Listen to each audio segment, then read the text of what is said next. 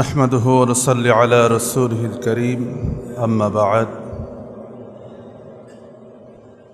আমরা সেই মহান আল্লাহ সুবহানাহু ওয়া তাআলা জাল্লা শানুহুর দরবারে লাখ কোটি শুকর এবং সুজুদ আদায় করছি যে মহান রব্বুল ইজ্জাত ওয়াল জালাল আমাদেরকে অত্যন্ত দয়া করে মেহেরবানি করে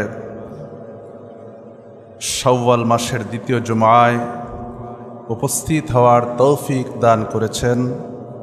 সে মহান মনিবের প্রতি সকলেই প্রাণ করে শুকরগুজার হচ্ছি, সকলেই পড়ছি আলহামদুলিল্লাহ।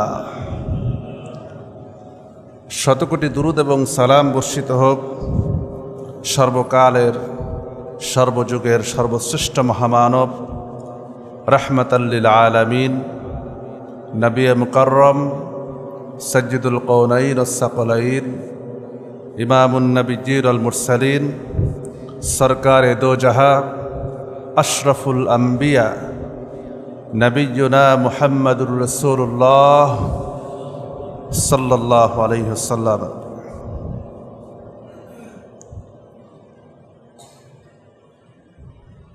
আমরা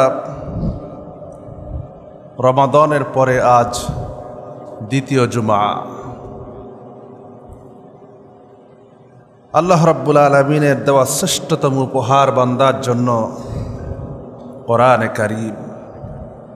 এর চাইতে শ্রেষ্ঠ উপহার, শ্রেষ্ঠ নেয়ামত আল্লাহর আকাশের নিচে জমিনের উপরে বান্দার জন্য আর কিছুই নাই। এটি হচ্ছে সবচাইতে বড় নেয়ামত, এমন নেয়ামত যে সম্পর্কে রাসূল করিম সাল্লাল্লাহু আলাইহি ওয়াসাল্লাম বলেছেন, মান ক্বালা বিহি সাদাকা ওয়া মান আমিলা বিহি উজরা ওয়া মান হাকামা বিহি আদালা ওয়া মান দাআ ইলাইহি ফাকাদ হুদিয়া ইলা সিরাতিম মুস্তাকিম। যে ব্যক্তি কোরআন দ্বারা কথা বলে সেই কেবলমাত্র সত্য কথা বলে। ওয়ামান আমিলা বিহি উজরা, আর যে ব্যক্তি কোরআন দ্বারা নিজের জীবনকে সাজায়, আমল করে, আমলে জিন্দেগিতে পরিণত করে, কোরআন দিয়েই নিজের জীবনের সব জায়গায় নিজেকে প্রতিষ্ঠিত করার জন্য চেষ্টা করে, তার জন্য রয়েছে প্রতিদান, উত্তম প্রতিদান। ওমান হাকামা বিহি আদালা, আর সেই ন্যায় বিচার করে, ইনসাফ করে, প্রকৃতপক্ষে ন্যায় বিচার করতে পারে যে ব্যক্তি কোরআনে কারীম দ্বারা বিচার ফায়সালা করে। ওমান দাআ ইলাইহি ফাকাদ হুদিয়া ইলা সিরাতিম মুস্তাকিম, আর সেই কেবলমাত্র সত্য পথের দিকে, সরল পথের দিকে, সিরাতুল মুস্তাকিমের দিকে তোমাদেরকে আহ্বান করে যে ব্যক্তি কোরআন দ্বারা তোমাদেরকে আহ্বান করে। সুতরাং সিরাতুল মুস্তাকিমের পথ হচ্ছে কোরআনে কারীমের পথ। এমন একখানা কিতাব যার মধ্যে কোনো সন্দেহ নাই, কোনো অবকাশ নাই, কোনো ভুল নাই। আল্লাহ তাআলা কোরআনে কারীমের শুরুতেই চ্যালেঞ্জ ছুড়ে দিয়েছেন বিশ্ববাসীর জন্য। আল্লাহ রাব্বুল আলামিন বলেন, যালিকাল কিতাবু লা রাইবা ফীহি হুদাল লিল মুত্তাকিন। এটি হচ্ছে এমন কিতাব যার ভিতরে কোনো সন্দেহ নাই, কোনো ভুল নাই, সংশয় নাই, কোনো অবকাশ নাই। সুবহানাল্লাহ। সুতরাং এটাকে মেনে চললেই তার জন্য কল্যাণ, তার জন্য মুক্তি। এই পৃথিবীতে একমাত্র গ্রন্থ কোরআনে কারীম, যার কোনো তুলনা হয় না, সর্বাধিক পঠিত গ্রন্থ, সবচাইতে বেশি পড়া হয়, এর চাইতে বেশি পড়া আর কোনো কিতাব হয় না, কোনো বইয়ের চাইতে বেশি পড়া হয় না। যত সুন্দর, মনোমুগ্ধকর, আকর্ষণীয় বই লেখা হোক না কেন, যত আকর্ষণীয় হোক, একবার, দুইবার, পাঁচবার পড়ার পরে সেটি আর পড়তে ইচ্ছা হয় না। কিন্তু কোরআন হচ্ছে এমন কিতাব যেটি যত পড়বেন, যত বেশি পড়বেন, তত বেশি পড়তে ইচ্ছা জাগবে, আগ্রহ হবে, স্বাদ জাগবে, মজা পাওয়া যাবে। যত বেশি পড়বেন মজা তত বাড়বে, আর কম পড়বেন মজা হারায় যাবে। এটি হচ্ছে আল্লাহ পাকের পক্ষ থেকে বড় একটি নিয়ামত। কারণ বান্দা যখন আল্লাহর কাছ থেকে কিছু আশা করে, কিছু কামনা করে, কোনো সমস্যায় পড়ে, সে যদি মনোযোগ দিয়ে, হৃদয় দিয়ে কোরআনে কারীম তিলাওয়াত করতে থাকে, আল্লাহ পাক তার মনের সেই আশাকে পূর্ণ করে দেন। সুবহানাল্লাহ। এই জন্যই তো নবীজি বলেছেন, যেই বান্দা আল্লাহ রাব্বুল আলামিনের কাছে দুটি হাত তুলে আল্লাহর কাছে কিছু চায়, আর পক্ষান্তরে যেই বান্দা কোরআনে কারীম তিলাওয়াত করতে যে, কোরআন দ্বারা আমল করতে যে আল্লাহর কাছে হাত তুলে চাওয়ার সময় পায় না, আল্লাহ রাব্বুল আলামিন যেই বান্দা হাত তুলে আল্লাহর কাছে চায়, আর যেই বান্দা কোরআনে কারীম তিলাওয়াত করার কারণে আল্লাহর কাছে হাত তুলে চাওয়ার সময় পায় না, আল্লাহ রাব্বুল আলামিন ওই বান্দাকে বেশি করে দেন। যে ব্যক্তি চাইল আর যে তিলাওয়াত করতে যে চাওয়ার সময় পেল না, আল্লাহ রাব্বুল আলামিন তাকে আরো বেশি দেন। সুবহানাল্লাহ। কারণ এমন গ্রন্থ যা পৃথিবীর কোনো শক্তির পক্ষে, পৃথিবীর কারো পক্ষে এটি রচনা করা সম্ভব নয়, এটি নির্মাণ করা সম্ভব নয়। কারণ এটি কেবলমাত্র আল্লাহ পাকের কালাম। এটি বিজ্ঞানের আবিষ্কার যত বাড়ছে, এটির প্রমাণ তত বাড়ছে। মানুষ বিশ্বাস করতে বাধ্য হচ্ছে যে এটি কখনো মানুষের তৈরি করা কোনো গ্রন্থ হতে পারে না। আল্লাহ রাব্বুল আলামিন বলছেন, যদি তোমার ভিতরে এই কোরআনের ব্যাপারে কোনো সন্দেহ হয়, কোনো ধরনের অবকাশ যদি হয়, তাহলে আল্লাহ পাক ডেকে বলছেন সূরা বাকারার 23 নম্বর আয়াতে ডেকে বলছেন, ওয়া ইন কুনতুম ফি রাইবিম মিম্মা নাযালনা আলা আবদিনা فأتوا بسورة من مثله وادعوا شهداءكم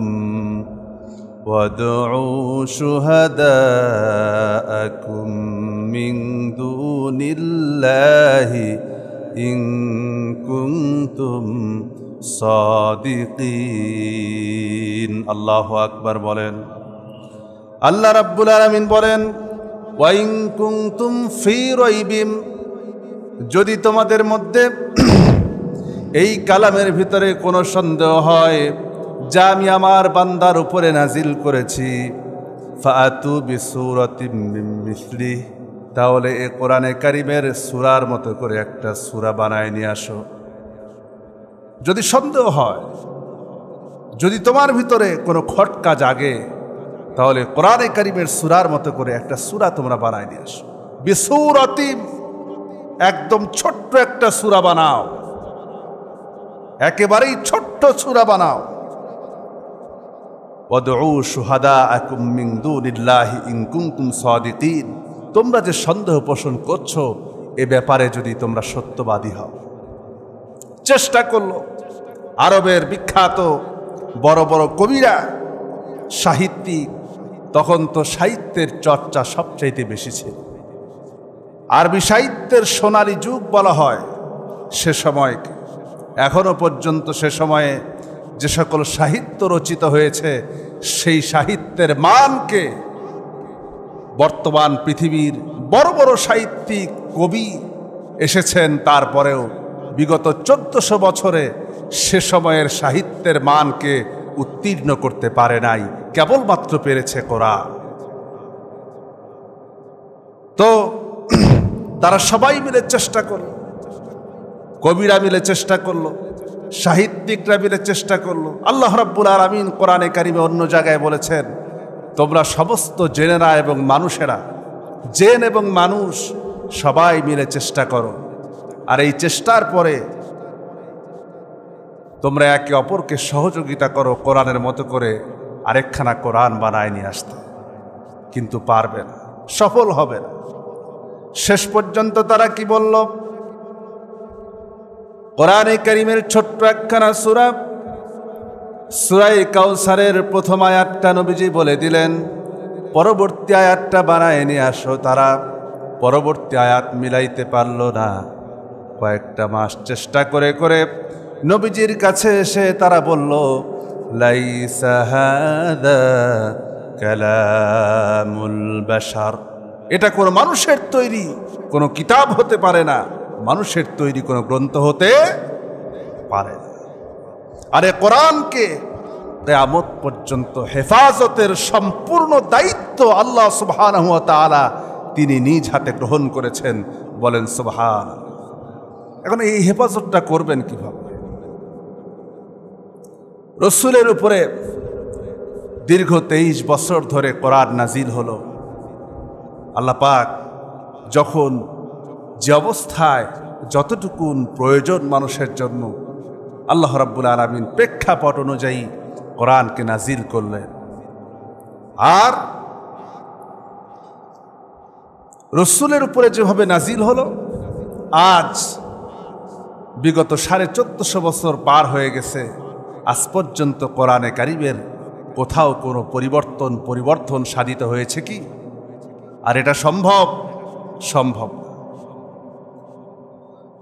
এই পৃথিবীতে বহু ধর্মগ্রন্থ আছে, অসংখ্য ধর্মগ্রন্থ আছে, ধর্মগ্রন্থের অভাব নাই, এক একটা ধর্মের এক একটা ধর্মগ্রন্থ। কিন্তু পৃথিবীতে এমন কোনো একটা ধর্মগ্রন্থ দেখাতে পারবেন যেই ধর্মগ্রন্থের একদম শুরু থেকে নিয়ে শেষ পর্যন্ত কেউ এক বসাতে মুখস্থ বলে দিতে পারবে? পারবে।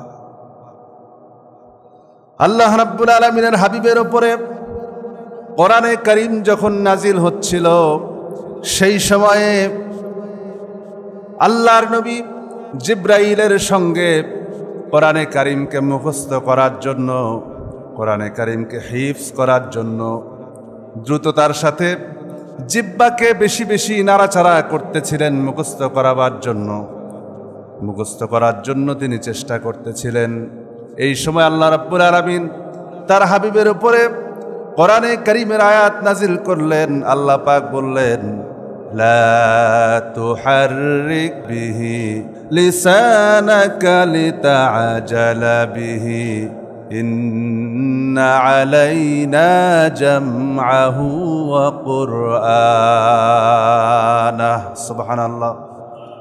আল্লাহ রাব্বুল আলামিন তার হাবিবকে বললেন, ও আমার হাবিব, কোরআনে কারীমকে মুখস্থ করার জন্য আপনি আপনার জিহ্বাকে বেশি নাড়াচাড়া করবেন না, আপনি শুধু আমার জিবরাইলের সঙ্গে একবার করে তিলাওয়াত করবেন। আরে কোরআনে কারীমকে আপনার বক্ষের ভিতরে, আপনার হৃদয়ের ভিতরে, আপনার অন্তরের ভিতরে, আপনার ব্রেনের মধ্যে মুখস্থ করায় দেওয়ার দায়িত্ব আমি আল্লাহ রাব্বুল আলামিনের। এজন্য ইচ্ছা করলেই কেউ কোরআন মুখস্থ করতে পারে না। এটি আল্লাহর পক্ষ থেকে বিশাল নেয়ামত, বিরাট নেয়ামত। আল্লাহ পাক যে বান্দাকে বাছাই করেন, সিলেক্ট করেন, সেই কেবলমাত্র কোরআনে কারীমকে মুখস্থ করতে পারে। আবার মুখস্থ করলেও সবাই কিন্তু কোরআনকে ধরে রাখতে পারে না। কেন পারে না? কত হাফেজ দেখেছি, হিফজ করেছে, নাম করা হাফেজ, কিন্তু তার বদ স্বভাবের কারণে, বদ আচরণের কারণে, আল্লাহর রহমত থেকে বঞ্চিত হওয়ার কারণে আল্লাহ পাক তার সিনা থেকে কোরআনকে উঠায় দিয়েছে। কারণ এটি হচ্ছে রহমানের সাথে সম্পৃক্ত, রহমতের সাথে সম্পৃক্ত, আল্লাহর দয়ার সাথে সম্পৃক্ত। ইচ্ছা করলেই তার নিজের ব্রেন আছে বলে, বুদ্ধি আছে বলে, জ্ঞান আছে বলে, তার মেধার প্রখরতা আছে বলেই সে যে কোরআনকে মুখস্থ রাখতে পারবে এমনটা নয়। কারণ এখানে দরকার আল্লাহ পাকের খাস রহমত, নেয়ামত দরকার। আল্লাহ পাক যাকে চান তাকে দ্বারাই এটাকে মুখস্থ করান। আমরা তো অনেক দেখেছি, আপনি চিন্তা করেন, এই তো কিছুদিন আগেও একটা নিউজ পেলাম, মাত্র ৩৯ দিনে 7 বছরের একটা বাচ্চা পুরা কোরআন মুখস্থ করেছে। সুবহানাল্লাহ! এটি কি আপনি চারটে খানিক ব্যাপার মনে করেন? এটা কি সোজা কথা? ৩৯ দিনে পুরা কোরআন মুখস্থ করা 7 বছরের একটা বালক, এটি আল্লাহর পক্ষ থেকে না হলে পরে এটা কেমনে সম্ভব? ইন্না আলাইনা জামাহু ওয়া কুরআনা, এটা শুধু রাসূলের ব্যাপারে না, আল্লাহ পাক এরকম অনেক বান্দাকেও সিলেকশন করেন যারা অতি দ্রুত সময়ের মধ্যে কোরআনকে তার বক্ষের ভিতরে জমা করতে পারে। আর এটা সে নিজে জমা করে না, আল্লাহ পাক তার অন্তরের ভিতরে এটাকে জমা করে দেন। সুবহানাল্লাহ! এইভাবে করে আজকে সারা পৃথিবীতে একজন না দুইজন না, প্রায় 2024 সালের 23 সালের শেষের দিকের রিপোর্ট অনুযায়ী সারা বিশ্বে প্রায় 46 লক্ষ হাফেজে কোরআন রয়েছে। জোরে বলেন সুবহানাল্লাহ! এটা তো গণনায়, সব হাফেজ তো আর গণনায় আসে না, আসে নাকি? সব হাফেজ তো আর গণনায় আসে না। আপনি বিশ্বাস করেন আমার বাংলাদেশ, এই সোনার মাতৃভূমি বাংলাদেশেও একজন না দুইজন না, প্রায় 8.5 লক্ষ হাফেজে কোরআন রয়েছে। জোরে বলেন সুবহানাল্লাহ! এই হচ্ছে সোনার বাংলাদেশ। সারা পৃথিবীতে কয়শো? 46 লক্ষ, তার মধ্যে 8.5 লক্ষ আমার বাংলাদেশি আছে। এটি আল্লাহ পাকের খাস রহমত, বড় নিয়ামত। আর সেই বাংলাদেশে আজকে কোরআন বিরোধী ষড়যন্ত্র করা হয়। এদেশ, আমার দেশ এমন একটি দেশ যে দেশে প্রত্যেক মাসে, শুধু মাঝে মধ্যে 2-1টা তো ভাইরাল হয় যে বিশ্ববিজয় অর্জন করেছে, আন্তর্জাতিক প্রতিযোগিতায় বাংলাদেশের হাফেজে কোরআনরা, খুদে হাফেজরা বিশ্ব জয় করে নিয়ে আসে। কিন্তু এটি শুধু বছরে না, প্রত্যেক মাসে।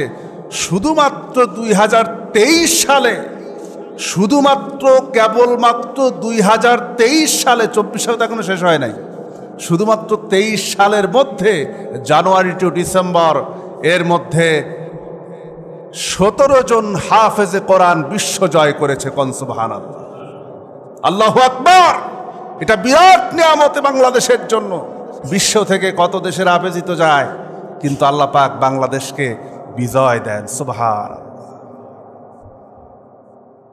আজকে এদেশে কোরআনে কারিমের শিক্ষা, কোরআনে কারিমের প্রতি আকর্ষণ, কোরআনে কারিমের প্রতি ভালোবাসা, কোরআনে কারিমের প্রতি মহব্বত যেভাবে করে মানুষের বাড়ছে, আজকে ইসলাম বিরোধী ষড়যন্ত্র যতই করুক না কেন, এই ষড়যন্ত্র বাংলাদেশে বেশি দিন টিকবে না ইনশাআল্লাহ। সবাই বলেন ইনশাআল্লাহ। আজকে এই তো কয়েকদিন আগেই 1 বৈশাখ পালিত হল। 1 বৈশাখের নামে যে সকল মূর্তি, কালচার, আজকে মুসলমানের ছেলেরা, মুসলমানের ঘরের সন্তান হয়ে আজ যেভাবে 1 বৈশাখ পালন করছে, বাংলাদেশের মুসলমানদের রাজধানী ঢাকাতে যেভাবে করে 1 বৈশাখের উদযাপন র্যালি হয়, এটা দেখলে মনে হয় না এটা কোনো মুসলমানের দেশ। মনে হয় যেন এটা কলকাতা অথবা দিল্লির কোনো একটা প্রদেশ, যেখানে হিন্দুদের মাধ্যমে এই দেশের পয়লা বৈশাখ পালিত হচ্ছে। আর পয়লা বৈশাখের নামে যে সকল কৃষ্টি কালচারগুলি ছড়িয়ে দেওয়া হয়েছে, এটি একটা মুসলমানদের কৃষ্টি কালচার নয়, সবগুলি দাদাবাবুদের থেকে আমদানি করা। আজকে তার পিছনেই মুসলিম ছেলেগুলি ঘুরছে আর র্যালি করছে আর বলছে যে মঙ্গল শোভাযাত্রা। যেগুলি মঙ্গল শোভাযাত্রার নামে শোভাযাত্রা করছে, এরা তো অধিকাংশ নাস্তিক, স্রষ্টাতে বিশ্বাস করে না। তারা বলে দেয়ার ইজ নো গড, স্রষ্টা বলতে কিছু নাই। কথা ঠিক কিনা? তাহলে স্রষ্টাতেই বিশ্বাস করো না, স্রষ্টাতে মানোই না, তাহলে মঙ্গল কামনা কার কাছে করো? কথা আমি ভুল বললাম? যে স্রষ্টাই মানে না, আল্লাহ পাককে মানে কিনা মানে সেটা বাদ দিলাম, স্রষ্টাই মানে না, সে আবার মঙ্গল কামনা কার কাছে করে? এই বিভ্রান্তি থেকে আল্লাহ পাক জাতিকে হেফাজত করবেন, আল্লাহুম্মা আমিন। তো বলছিলাম যে কথা, এদেশ হচ্ছে কোরআনে কারিমের বরকত দিয়ে আল্লাহ যেন ভরে দেন, বলেন আল্লাহুম্মা আমিন। এবং এই যে হাফেজে কোরআন, এর মাধ্যমে আল্লাহ পাক কোরআনকে হেফাজত করতেছেন, কোন সুবহানাল্লাহ। সারা পৃথিবীতে খুঁজলে পরে একটা পরিপূর্ণরূপে বেদের হাফেজ পাওয়া যাবে না, একজন ত্রিপিটকের হাফেজ পাওয়া যাবে না, বাইবেলের হাফেজ পাওয়া যাবে না, জিন্দাবেস্তার হাফেজ পাওয়া যাবে না, ওল্ড টেস্টামেন্টের হাফেজ পাওয়া যাবে না, নিউ টেস্টামেন্টের হাফেজ পাওয়া যাবে না। যে ব্যক্তি তাদের ধর্মগ্রন্থকে শুরু থেকে শেষ পর্যন্ত পুরাটা শোনায় দিতে পারবে, এমন কোনো হাফেজ নাই। কিন্তু আল্লাহ রাব্বুল আলামিন কোরআনে কারীমের হাফেজদের মাধ্যমে এই পৃথিবী থেকে সমস্ত কোরআনের মূল গ্রন্থগুলিও যদি হারায় যায়, সবগুলি যদি পুরায় দেওয়া হয়, কোরআনে কারীমকে পৃথিবী থেকে বন্ধ করা সম্ভব হবে না। ওরা তো চেষ্টা করবেই, ওদের তো চেষ্টা থাকবেই কোরআনকে শেষ করে দেওয়ার জন্য, কোরআনের আলোকে নির্বাপিত করে দেওয়ার জন্য তারা তো চেষ্টা করবে। আল্লাহ রাব্বুল আলামিন বলছেন, ইউরিদুনা লিউতফিউ নূরাল্লাহি বিআফওয়াহিহিম ওয়াল্লাহু মুতিম্মু নূরিহি ওয়ালাউ কারিহাল কাফিরুন।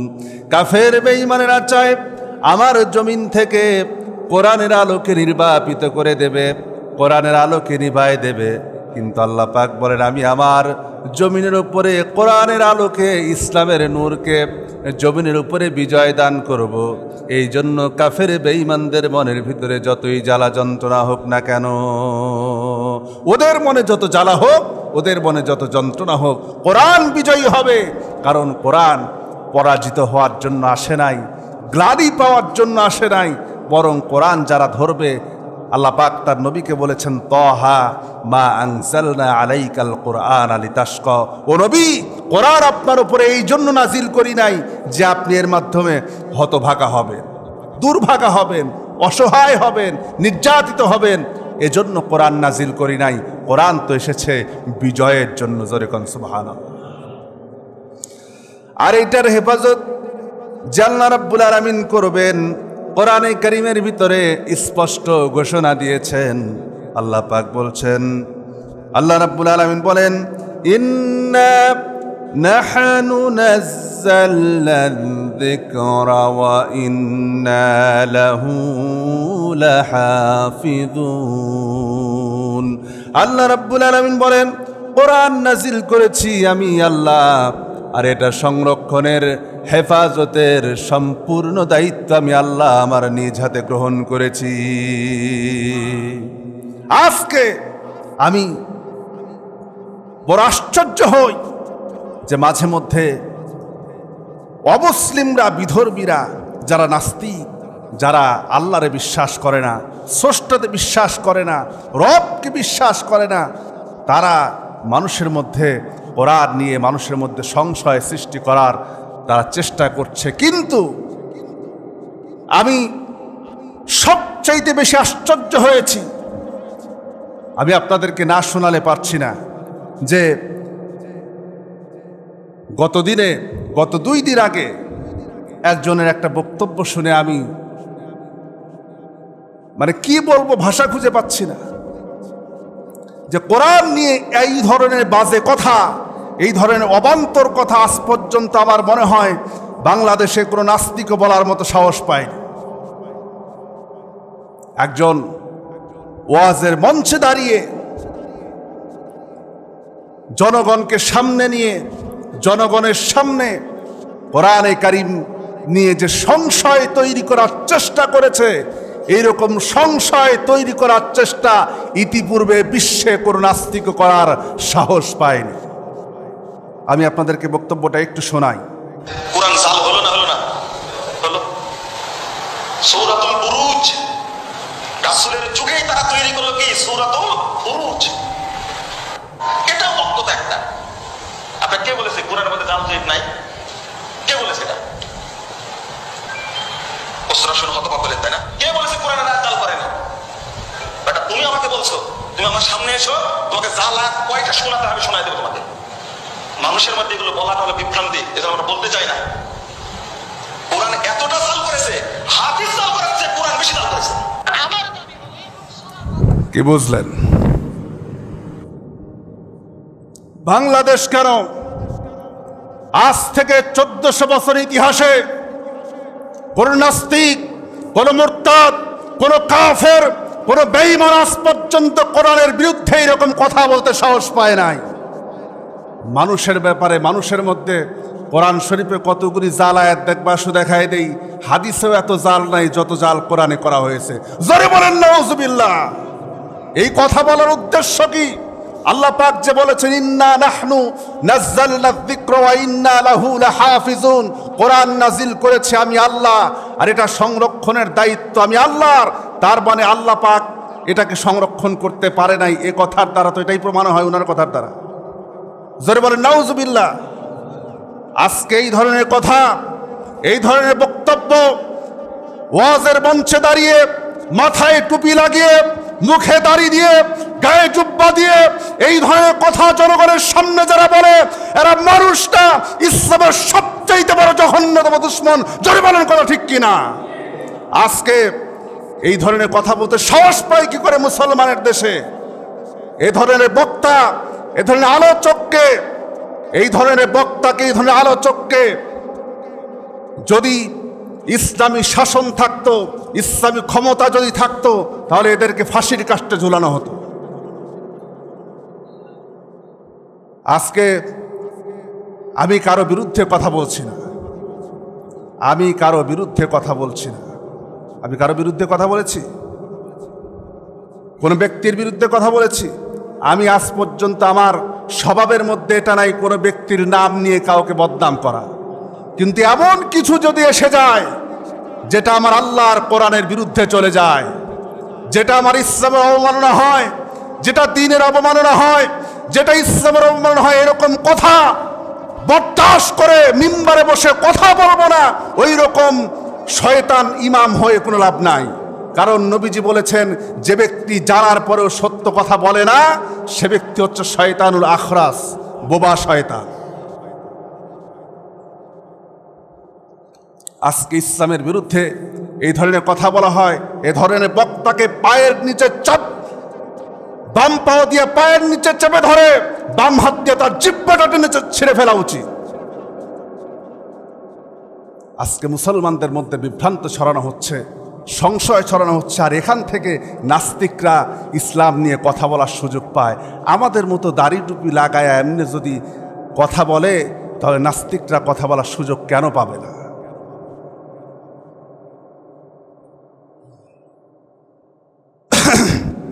আল্লাহ রাব্বুল আলামিন এই সকল বিভ্রান্ত থেকে আমাদেরকে হেফাজত করে বলেন আল্লাহুম্মা আমিন। সবাই বলেন আল্লাহুম্মা আমিন। আল্লাহ রাব্বুল আলামিন কোরআনে কারীম বান্দার উপরে নাজিল করেছেন, আর নবীজি বলেছেন, মান ক্বরাআল কুরআন ফাস্তাযহারাহু ফাহাল্লা হালালাহু ওয়া হাররামা হারামাহু আদখালাহুল্লাহুল জান্নাহ ওয়া শাফাহু ফি আশরাতিন মিন আহলি বাইতিহি কুল্লুহুম কদ ওয়াজাবাত লাহুম নার। আল্লাহর নবী বলেন, মান ক্বরাআল কুরআন, যে ব্যক্তি কোরআন পড়বে, কি করবে? কোরআন পড়বে, ফাস্তাযহারাহু, এবং কোরআনকে উপলব্ধি করবে, কোরআনকে বোঝার চেষ্টা করবে। অন্য বর্ণনা এসেছে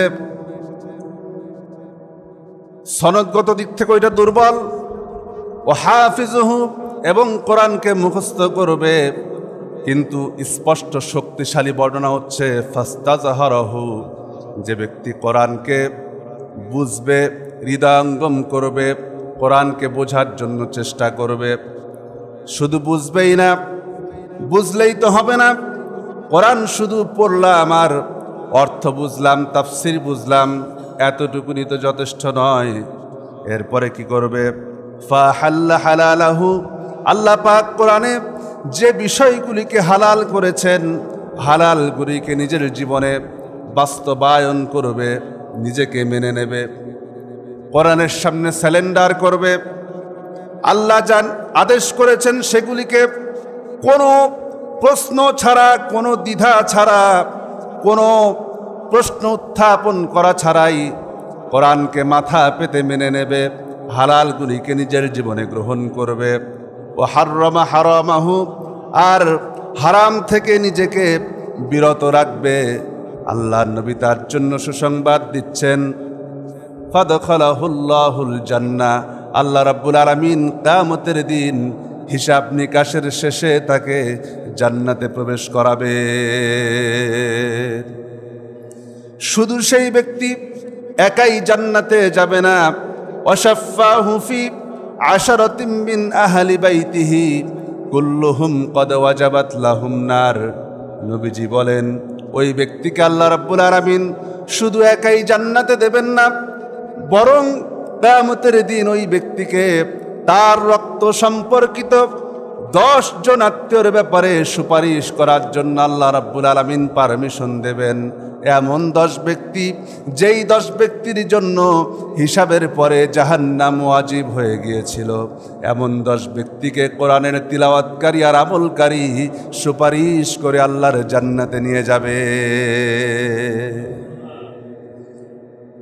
সুতরাং জীবনকে গড়তে হলে পরে দুনিয়ায় শান্তি এবং আখিরাতে মুক্তি পেতে হলে পরে কোরআনে কারিম তিলাওয়াত করে কোরআন বোঝার কোনো বিকল্প নাই। কোনো বিকল্প আছে? অন্য কোনো রাস্তা আছে? কোনো রাস্তা নাই। শুধু তাই নয়, হাদিস শরীফে এসেছে, কিয়ামতের দিন আল্লাহ রাব্বুল আলামিন যখন বান্দাকে জান্নাত দেবেন, জান্নাতে দেওয়ার পরে আল্লাহ পাক বান্দাকে বলবেন, ইকরা ওয়ারতাকি, কোরআনে কারিম তিলাওয়াত করো আর উপরের দিকে উঠতে থাকো। একটা করে আয়াত তিলাওয়াত করবে, এক ধাপ করে উপরের দিকে উঠতে থাকবে। কোরআনে কারিম তিলাওয়াত করো, যেইভাবে করে তুরাত্তিলু কামা কুনতা তুরাত্তিলু ফিদ দুনিয়া, যেভাবে করে তোমরা দুনিয়ায় তিলাওয়াত করতে, ধীরে ধীরে থেমে থেমে তিলাওয়াত করতে, এইভাবে করে তিলাওয়াত করার উপরের দিকে উঠতে থাকো। কোরআনে কারিমের তিলাওয়াত জান্নাতের যেই জায়গায় যে তোমার তিলাওয়াত শেষ হয়ে যাবে, জান্নাতের ওই জায়গাটা আল্লাহ রাব্বুল আলামিন তোমার জন্য বরাদ্দ করে দেবেন। চিন্তা করেন, খুব ভালো করে বোঝেন, কোরআনে কারিম যার যত বেশি মুখস্থ থাকবে, যে যত বেশি আমল করবেন, যত মুখস্থ করবেন, জান্নাতের ভিতরে আপনার মর্যাদা আল্লাহ তত বাড়ায় দেবেন। আমার তো মাঝে মধ্যে চিন্তা হয়, নিজে তো হাফেজ হতে পারি নাই, যতটুকুন মুখস্থ আছে এখান সেখান থেকে, আমি কিন্তু হাফেজ না। মাঝে মধ্যে চিন্তা করি, জান্নাতের ভিতরে যখন যাব, আল্লাহ যদি কিয়ামতের দিন এই অধমকে মাফ করে যদি জান্নাতে দিয়াও দেন, তাহলে সেদিন হাফেজদের মর্যাদা সেদিন দেখতে পাবো। আল্লাহ রাব্বুল আলামিন তাদেরকে জান্নাতের কোন স্তরের মর্যাদা দিয়ে দেবে। দুনিয়াও সম্মানী, পরকালেও আল্লাহ পাক তাদেরকে সম্মান দান। এমনকি শুধু তাই নয়, আল্লাহর নবী বলেছেন কিয়ামতের দিন কোরআনে কারীমের তিলাওয়াতকারী আর আমলকারীর পিতামাতার মাথায় আল্লাহ পাক এমন নূরের তাজ পরাবেন, যেই নূরের তাজ দেখে মাথায় এমন নূরের তাজ পরাবেন যেটা দেখে ফেরেশতারা পর্যন্ত লজ্জিত হয়ে যাবে। ফেরেশতারা ডেকে বলবে, রব্বুল আলামিন, এই লোকগুলি কারা? এই লোকগুলির পরিচয় কি? কিয়ামতের দিন এদের মাথাটা উঁচু কেন? এদের মাথায় এমন কোন নূরের তাজ পরায় দিলে যেই নূরের তাজে সারা হাসরের ময়দানকে আলোকিত করে দিল। এত সম্মান আল্লাহ রাব্বুল আলামিন দেবেন। আল্লাহ পাক বলবেন, আমার ফেরেশতারা, এরা হচ্ছে সেই বান্দা যারা তাদের সন্তানকে কোরআন শিক্ষা দিয়েছে আর তাদের সন্তানরা কোরআন অনুযায়ী আমল করেছে। এই সম্মানে কোরআনের তিলাওয়াতকারী আর আমলকারীর পিতামাতাকে আল্লাহ রাব্বুল আলামিন হাসরের ময়দানে এই মর্যাদা দিয়েছেন। সম্মান যদি পেতে চান, দুনিয়ার সম্মান কয়দিনের? দুনিয়ার সম্মান তো ক্ষণিকের, আজ আছে কাল নাই।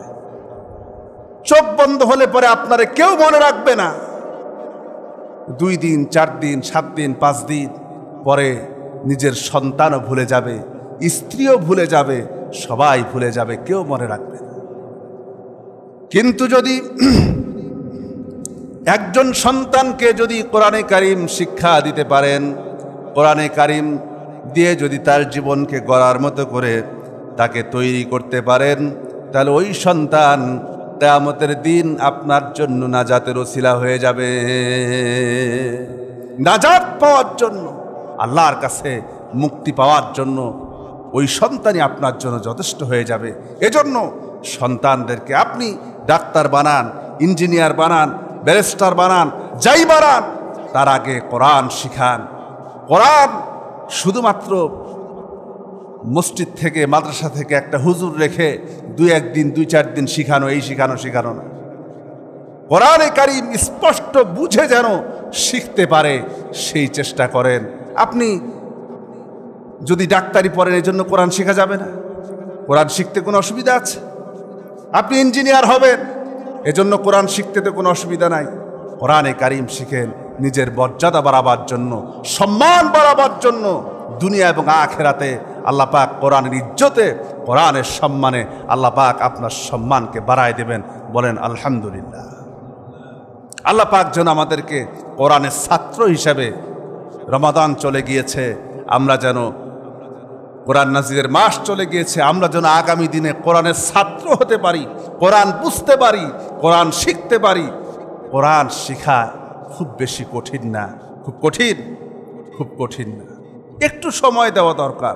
কত সময় তো নষ্ট করি আমরা এখানে সেখানে গল্প করে, আড্ডা করে, চাষটলে, মোবাইল টিপে, ফেসবুক দেখে, টেলিভিশনের সামনে কাটিয়ে।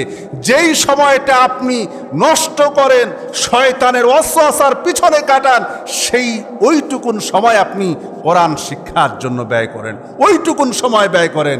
দেখবেন আপনার মনের দিক থেকে আপনি যেমন তৃপ্তি পাবেন, শান্তি পাবেন, অনুরূপভাবে আল্লাহ পাক আপনাকে কিয়ামতের দিনও মর্যাদার সর্বশ্রেষ্ঠ আসনে বসাবেন। কোন আমিন। আল্লাহ পাক যেন আমাদেরকে তৌফিক দান করেন, দুনিয়া এবং আখিরাতে কোরআনের বরকতে মর্যাদাবান হতে পারি।